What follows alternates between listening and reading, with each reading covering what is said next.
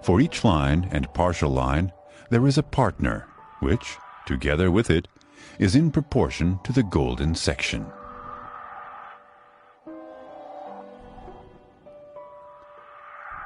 The pentagram can also be imagined as a composition of 5 golden triangles. If the 5 intersections are connected inside it, another pentagram is created there. Even when a pentagram is again drawn in its interpentagon and so on, all the triangles contained in this drawing are golden triangles. If an apple is cut through the middle, it is found to contain a natural depiction of the pentagram in its core. Like all members of the rose family, the apple is assigned to the female, the life-giving principle. It is thus not surprising that the pentagram is the symbol of Venus, both of the planet and the goddess.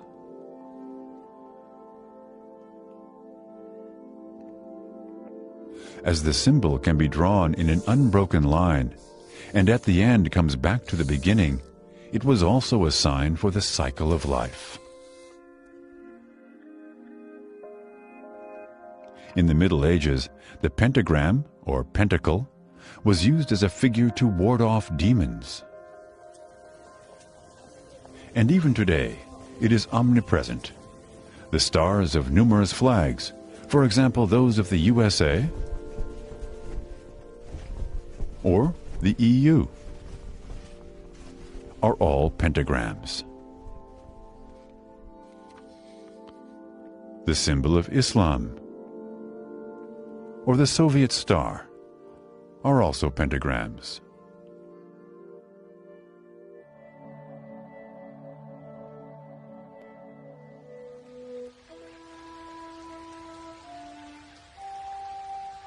What is surprising is the frequent occurrence of the golden section and the Fibonacci numbers in nature. These structural principles reappear most conspicuously in the phyllotaxis of plants, i.e., in the arrangement of their leaves and seed cases. In many of the more highly developed species of plants, the angle between spirally shaped consecutive leaves is on average about 137.5 degrees, the golden angle. This arrangement of leaves is also termed the Fibonacci phyllotaxis.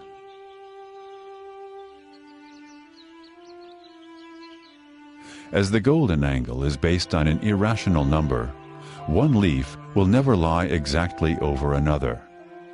The sunlight coming from above can thus be used to the best advantage, and the maximum quantity of rain that falls is passed on to the roots. In the case of the sunflower, phyllotaxis appears in the spirally arranged seed cases on the flower's receptacle in an especially aesthetic form. The clearly recognizable Fibonacci spirals are not formed from seeds which follow one another in the course of growth, but rather they result as a consequence of the fact that consecutive seeds are arranged at intervals. Here, the deviation from the mathematical golden angle is less than 0.01%.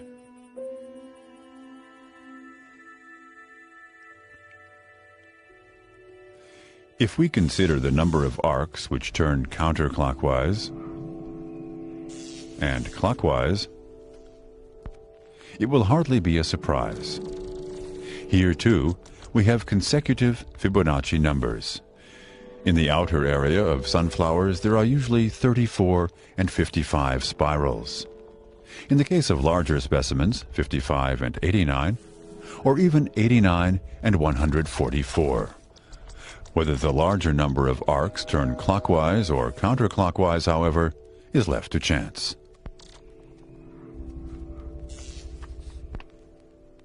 This animation shows a constructed inflorescence with 200 seeds. Moving from the center of germination, the seeds push outwards as growth progresses until the whole receptacle is filled out.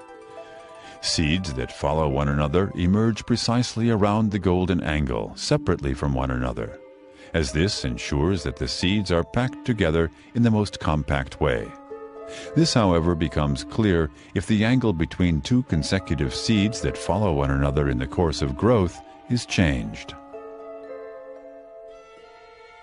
As we can see here, 13 and 21 Fibonacci spirals emerge.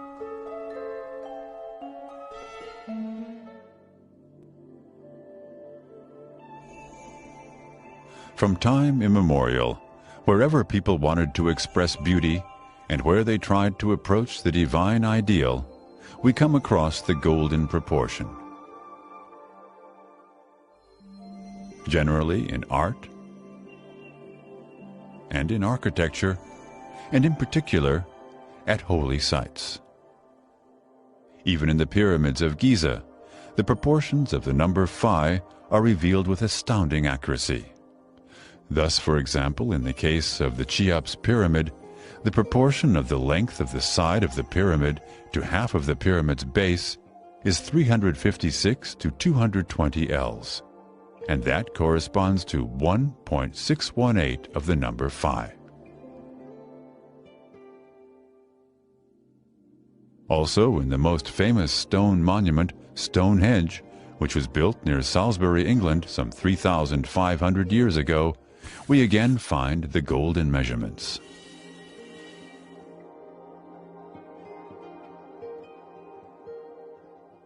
The Parthenon, erected in Athens under Pericles around 450 BC, is one of the best-known classical buildings. At the same time, it is regarded as the most beautiful and most accomplished work of ancient Greek architecture. The proportions of the golden section are built into it in many ways and with surprising precision.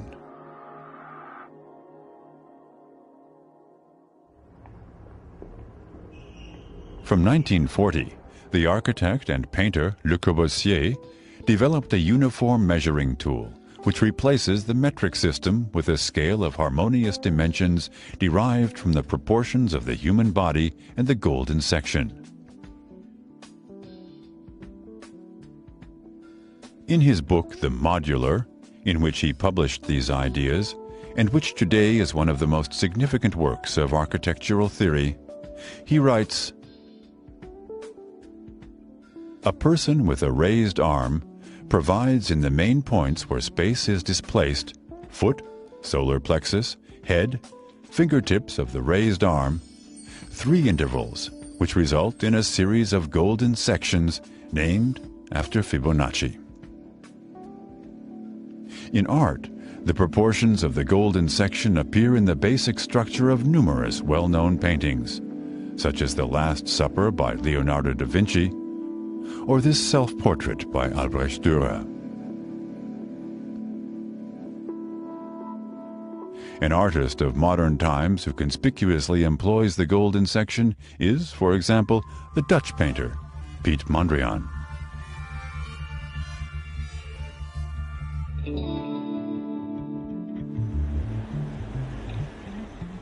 In the concourse of Zurich's main station, there is also an example of a contemporary use of the Fibonacci numbers in the fine arts.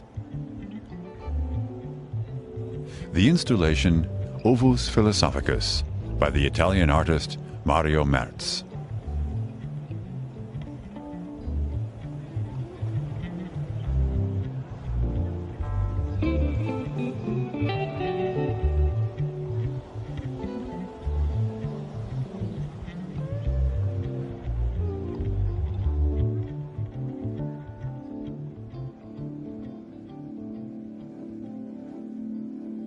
In music, the golden section occurs in several forms. Let us take a look at a piano keyboard. The interval of an octave from C to C1 comprises 8 white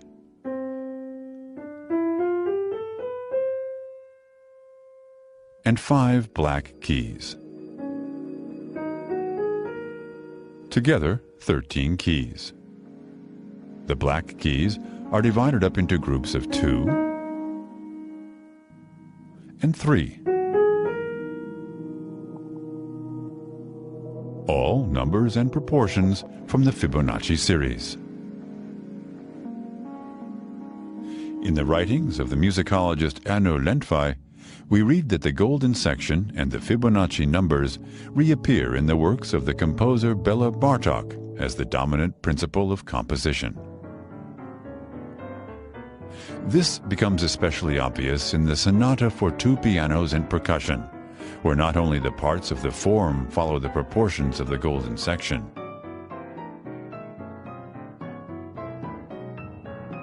Bartók himself, whose favorite flower is said to have been the sunflower, has, however, never made mention of this.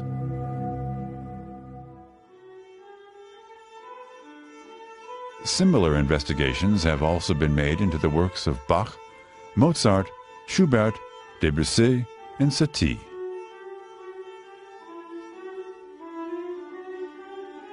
Last but not least, the golden section is also to be found in the construction of musical instruments.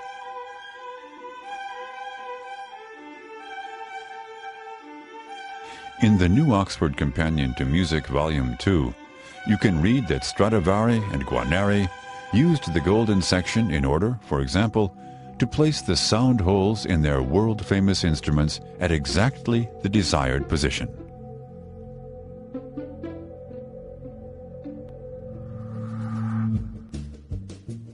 The American-French mathematician Benoit Mandelbrot is very largely responsible for the interest in fractal geometry and the chaos theory that emerged in the 1980s. Fractals are firstly only mathematically defined objects which are not 1, 2, or 3-dimensional, but something in between. It is impossible to imagine that clearly. Nevertheless, objects occur in nature which come close to such fractals. Structures can be found in them that repeat themselves and which are similar when considered approximately or in detail. That is why we also talk of self-similarity. An especially beautiful example of fractal geometry in nature is the Romanesco, a green variety of cauliflower.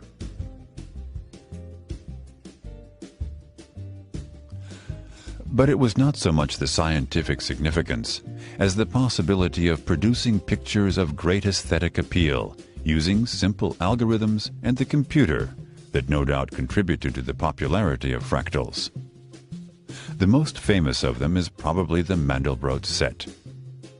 In it, similar but repeatedly new and incredibly beautiful structures are revealed in the area of their edges with every enlargement.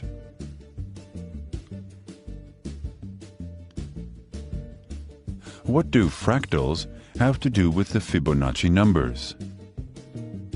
The apple shapes of the Mandelbrot set, which vary in size, arise in different periods of the repetition of mathematical algorithms. If we examine these apple shapes, we make the following observation. Of all the apples between one apple of period 2 and one apple of period 3, it is the apple of period 5 that is the largest. In exactly the same way, of all the apples between period 5 and period 3, it is the apple of period 8 that is the largest. And of the apples between that of period 8 and that of period 5, it is the apple of period 13. All numbers from the Fibonacci series. In the late 1920s, the American mathematician Ralph Nelson Elliott developed an analysis of the equity market, which was later called the Elliott wave principle. Elliott examined in particular the psychological aspects of the seller's behavior and tried to explain movements in the market by means of patterns in crowd psychology.